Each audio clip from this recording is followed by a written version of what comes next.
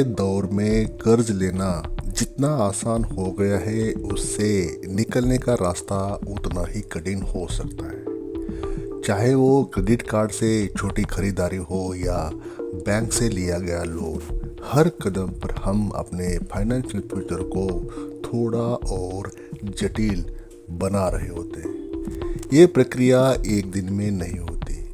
हमारी आदतों और अनकंट्रोल फाइनेंशियल डिसीजंस का परिणाम है ये मैटर। एक छोटी सी गलती से शुरू होकर कर्ज का बोझ हमारे ऊपर चढ़ता जाता है। लेकिन अगर हम धीरे धीरे इस जाल में फंसे हैं, क्योंकि ये जो फैसला है या ये जो कर्ज में आने की नौबत है वो एक दिन में नहीं होती। इसमें महीनों या सालों की बातें होती है। सभी का आउटकम बनके फिर आप डेट ट्रैप में आते हो। तो धीरे धीरे इस जाल में आप फंसे हो, तो क्या इससे बाहर निकलने का रास्ता उतना ही कठिन होगा? क्या हम कर्ज से बाहर निकलने का सही तरीका अपना सकते हैं बिना ज़्यादा नुकसान? इस वीडियो में हम कर्ज के ट्रैप को, कर्ज के जाल को समझेंगे और इससे बाहर कैसे निकल सकते हैं। इसके इफ़ेक्टिव प्रूवन तरीके बताएंगे जिससे आप अपनी फाइनेंशियल पोजीशन को सुधार सकते हैं, इम्प्रूव कर सकते हैं और एक स्थायी सॉल्यूशन लेके आप अपना फाइनेंशियल फ्रीडम पाने का रास्ता शुरुआत कर सकते हैं या जल्दी अचीव कर सकते हैं। तो दोस्तों, वीडियो को लाइक करें, चैनल को पहली बार विजिट कर रहे हो तो चैनल को सब्सक्राइब करें और बेल आइकन भी प्रेस करें। कर्ज का जाल कैसे बिछता है? दोस्तों, कर्ज अचानक नहीं आता। एक लंबी प्रक्रिया का परिणाम होता है जिससे हम अक्सर अनदेखा करते हैं, नज़रअंदाज कर देते हैं।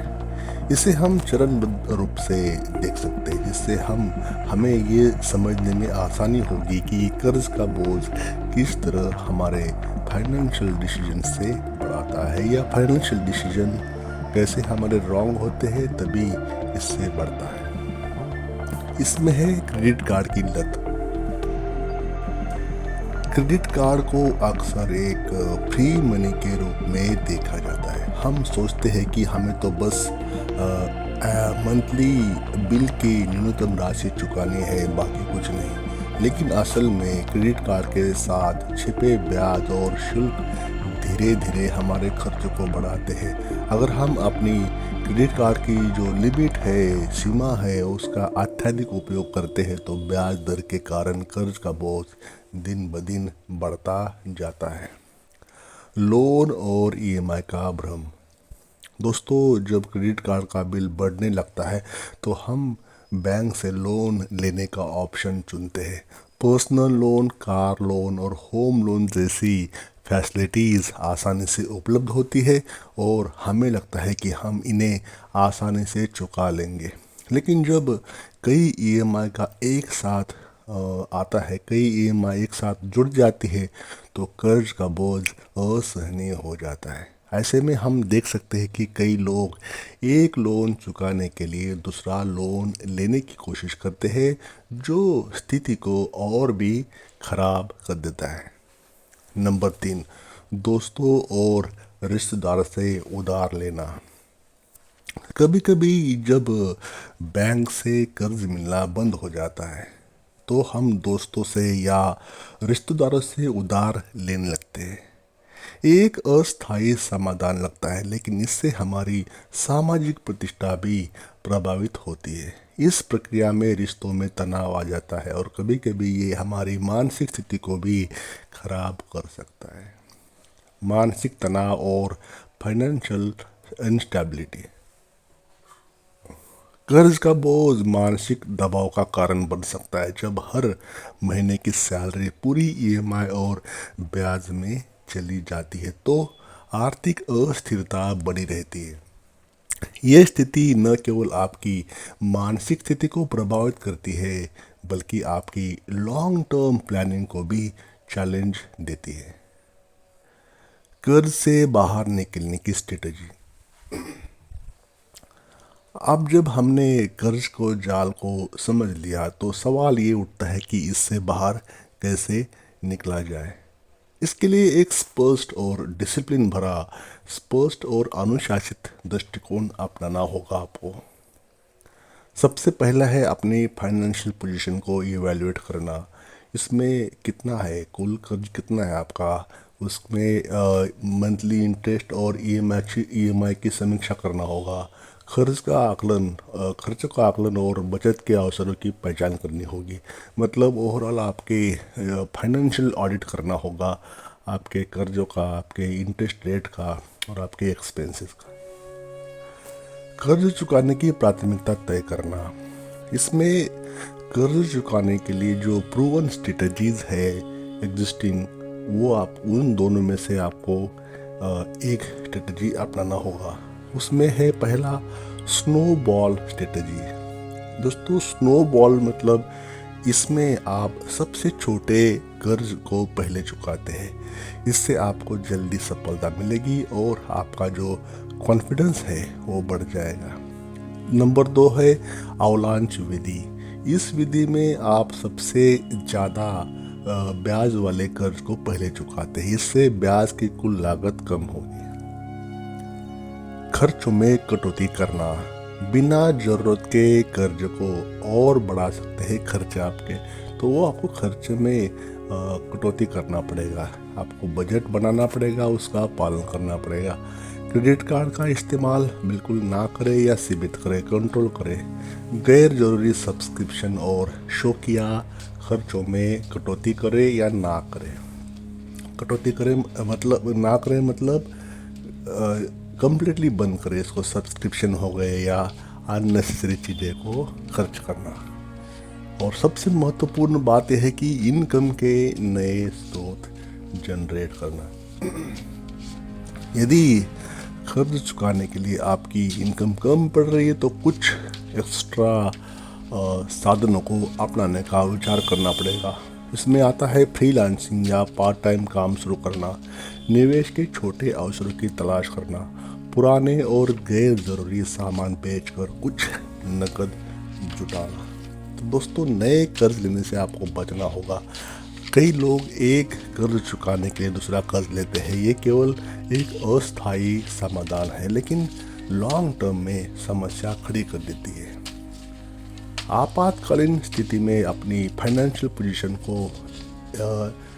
इमरजेंसी फंड बनाना चाहिए आपको। इमरजेंसी फंड आपको एक सिक्योर नेट देता है आपकी इकोनॉमी के, आपकी कंडीशन को। शुरुआत में 3 से 6 महीने की सैलरी की बराबर राशि आपको इमरजेंसी फंड बनाना चाहिए। तो दोस्तों ये जो बातें हैं ना, छोटी छोटी बातें हैं, जब आप डेट में होते हो, डेट से रिमूव होने के, एलिमिनेट करने के प्रयास कर देते हो, तो ये सब बातें आपको करना होगा। अब दोस्तों रिश्तेदारों और प्राइवेट लेंडर से कर्ज आप जब लेते हैं तो इसके प्रभाव क्या होते हैं आपकी लाइफ पर।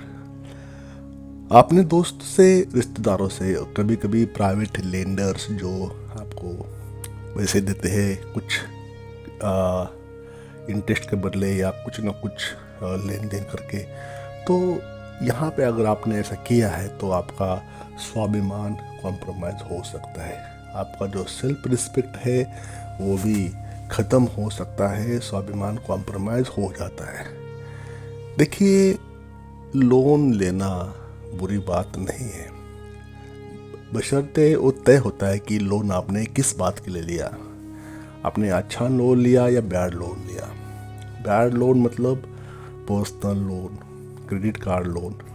गुड लोन मतलब होम लोन लिया, कोई कमर्शियल व्हीकल के लिया जो आपको पैसे कमा के दे, तो ये अच्छे लोन में आते हैं। प्रॉपर्टी खरीदने के लिए लिया जिसका over period of time valuation बढ़ेगा कमर्शियल प्रॉपर्टी का, तो बैड लोन अच्छा नहीं होता। जब आपने असेट बनाने के लिए लोन लिया हो तो वो अच्छा होता है। लेकिन अगर आपने अपने दोस्तों या रिश्तेदारों से उधार पैसे लिए हैं तो आपका जो सम्मान है ना वो वहीं पे ख़त्म हो जाता है, आपका आत्मविश्वास ख़त्म हो जाता है। आप सोचेंगे कि ऐसा लोन अच्छा जो बैंक से मिले। आप सोचोगे कि इससे तो बैंक ठीक है, ये दोस्त बार बार मांगते हैं, रिश्तेदार बार बार मांगते हैं, अपमानित करते हैं, जहाँ मिले वही मांगते पैसा, या व्हाट्सएप पे मैसेज भेजेंगे या कॉल करके तंग करेंगे कि आपके उनके पैसे रिटर्न करो।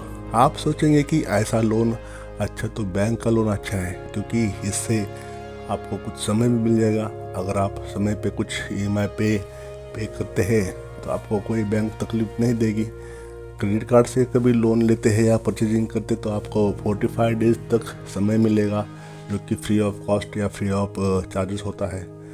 तो अगर आपको लगता है कि आपका आत्मसम्मान कॉम्प्रोमाइज़ हो रहा है, आत्मसम्मान से समझौता हो रहा है, तो दोस्तों ये आपके लिए कुछ सोचने की ज़रूरत है। लोन है चल रहा है, मैं मानता हूँ, लेकिन ये जो सिचुएशन होती है आपका सेल्फ रिस्पेक्ट कॉम्प्रोमाइज़ करने के लिए, इससे लॉन्ग टर्म पे इफ़ेक्ट हो जाता है। अगर आपको लगता है कि आपका आत्मसम्मान समझौता हो रहा है, कॉम्प्रोमाइज़ हो रहा है, तो आपके लिए बैंक से ही लोन लेना एडवाइजेबल है, सही रहेगा, बेहतर रहेगा। अगर आपको क्विक लोन चाहिए या क्रेडिट कार्ड चाहिए तो आपको बैंक के पास अप्रोच करनी चाहिए, बैंक के पास ही पहुंचना चाहिए, इससे बजाय इसके कि किसी रिश्तेदार से मांगो, किसी दोस्त से मांगो, किसी प्राइवेट लेंडर से मांगो, तो आपके लिए या आपके परिवार के लिए वो सही नहीं है। तो आपको इसके बारे में और जानना है तो डिस्क्रिप्शन में मैं एक लिंक दे दूंगा, जिससे आप क्रेडिट कार्ड हो या क्विक लोन मतलब इंस्टेंट लोन के लिए इजी वे से आप लोन ले सकते हैं, जो मैं लिंक दे रहा हूँ इस डिस्क्रिप्शन में। बाकी वहाँ पे जाके चेक कर सकते हैं, देख सकते हैं कि कितनी जल्दी या कितनी आसानी से मिल जाता है लोन।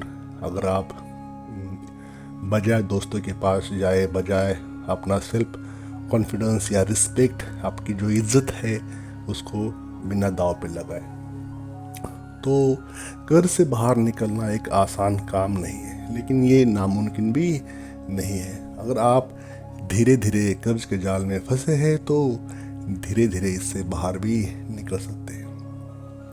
कर्ज अचानक नहीं आता, ये हमारी आदतों और फैसलों का नतीजा होता है। इसे ख़त्म करने के लिए एक सुव्यवस्थित और अनुशासित दृष्टिकोण आवश्यक है, लेकिन छोटे लेकिन प्रभावी कदम उठाकर फाइनेंशियल स्टेबिलिटी प्राप्त की जा सकती है। दोस्तों याद रखें, समस्या एक दिन में नहीं बनी तो समाधान भी दिन में नहीं आएगा, या समाधान भी एक दिन में नहीं आएगा।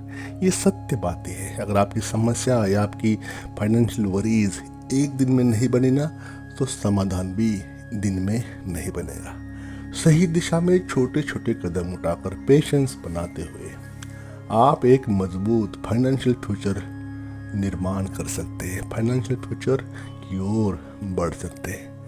कर्ज से आज़ादी सिर्फ एक सपना नहीं है, बल्कि एक वास्तविकता बन सकती है, अगर आप सही योजना और अनुशासन के साथ आगे बढ़ते हैं। दोस्तों इस छोटे से वीडियो में इतना ही। आई होप वीडियो का जो सार है, वीडियो का जो भावार्थ है, वो आपको समझ में आया होगा।